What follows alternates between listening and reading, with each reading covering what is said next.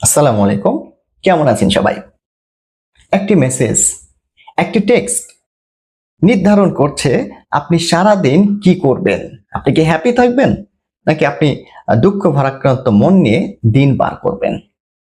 কারণ আপনি তো নির্ভরশীল হয়ে গেছেন। আপনি অন্যের উপর নির্ভরশীল হয়ে গেছেন।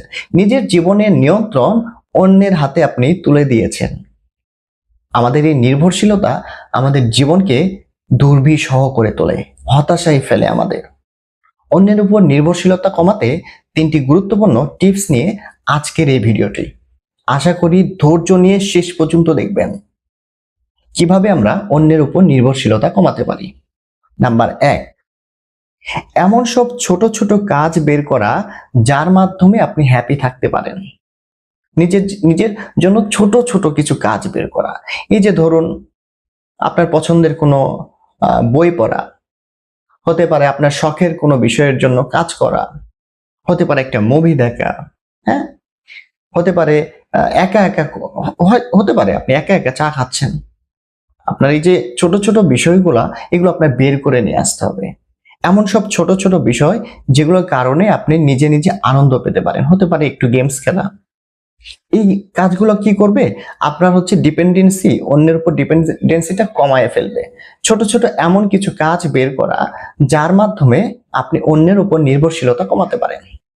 হ্যাঁ, এরপরে দ্বিতীয় নাম্বার টিপস, ব্যস্ত থাকা। ব্যস্ত থাকা, নিজের লক্ষ্য নির্ধারণ করা। আপনি সবসময় কোনো না কোনো কাজের মধ্যে থাকবেন, একটু ব্যস্ততার মধ্যে আপনার সময় কাটবে। আপনি আপনার জীবনের লক্ষ্যগুলোকে সেট করে ফেলুন, সেভাবে কাজ করতে থাকুন। কারণ আমাদের যখন কোনো লক্ষ্য থাকে না, জীবনের যখন কোনো উদ্দেশ্য থাকে না, তখন আমাদের মস্তিষ্ক অলস হয়ে যায়। আর ওই যে কথায় আছে, অলস মস্তিষ্ক শয়তানের আড্ডাখানা। ফলে কি হয়, আমরা অন্যকে বারবার টেক্সট করি, তাদেরকে ফোন দেই।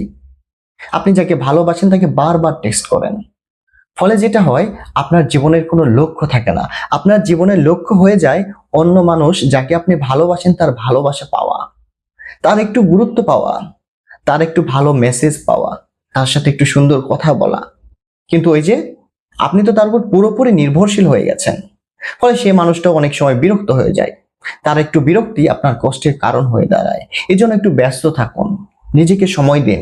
হ্যাঁ, নিজের আত্ম উন্নয়নে কাজ করুন, নিজেকে আরো ডেভেলপ করুন। প্রতিদিন নিজেকে 1% করে হলেও উন্নতির দিকে নিয়ে যান।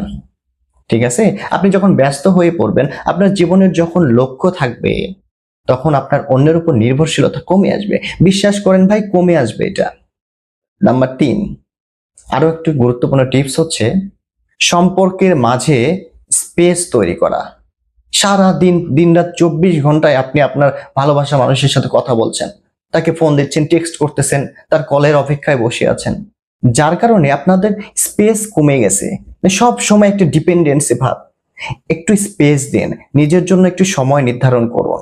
আপনাদের সম্পর্ক ভালো থাকুক, সুন্দর থাকুক, কিন্তু তার মাঝে একটু স্পেস, নিজের একটু জায়গা থাক, নিজের জন্য একটু সময় থাক। তার জন্য সে নিজের একটা সময় তৈরি করে রাখুক। ফলে পরস্পরের ডিপেন্ডেন্সিটা কমে যাবে, আপনি তার উপর কম নির্ভরশীল হবেন। সম্পর্কের মাঝে একটু স্পেস থাকবে। আপনার সব কথা তার সাথে শেয়ার করার দরকার নেই ভাই। সব কথা আপনি কেন তার সাথে শেয়ার করবেন? নিজের একটা জায়গা আছে না? নিজের তো একটা জায়গা আছে, নিজের একটা এরিয়া আছে। আপনি সব কথা কেন তার সাথে শেয়ার করবেন? কোনো দরকার নেই। একটা স্পেস থাকবে সম্পর্কের মাঝে। তখন কি হবে, পরস্পরের সম্মান, শ্রদ্ধাবোধ বেড়ে যাবে। আপনি তখন তার উপর আর নির্ভরশীল আগের মতো হবেন না, স্পেস থাকবে। তাহলে 3টা বিষয় কি কি? নাম্বার 1, নিজের জন্য ছোট ছোট এমন কিছু বিষয় বের করা যেগুলো আপনাকে আনন্দ দেবে। নাম্বার 2, আত্ম উন্নয়নের কাজ করা, ব্যস্ত থাকা, জীবনের লক্ষ্য নির্ধারণ করা।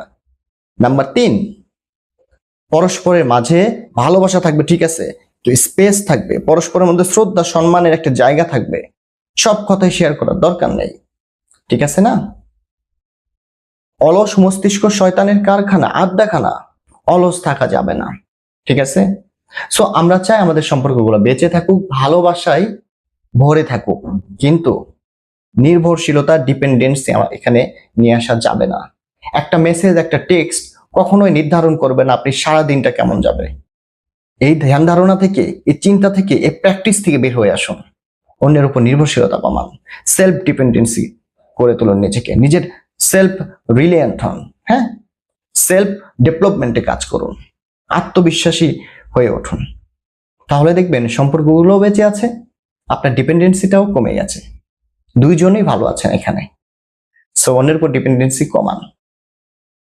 যদি ভিডিও ভালো লাগে অবশ্যই লাইক, কমেন্ট আর সাবস্ক্রাইব করে পাশে থাকবেন। দেখা হচ্ছে নতুন কোনো ভিডিওতে, নতুন কোনো টপিকসে। ভালো থাকবেন, সুস্থ থাকবেন। আসসালামু আলাইকুম।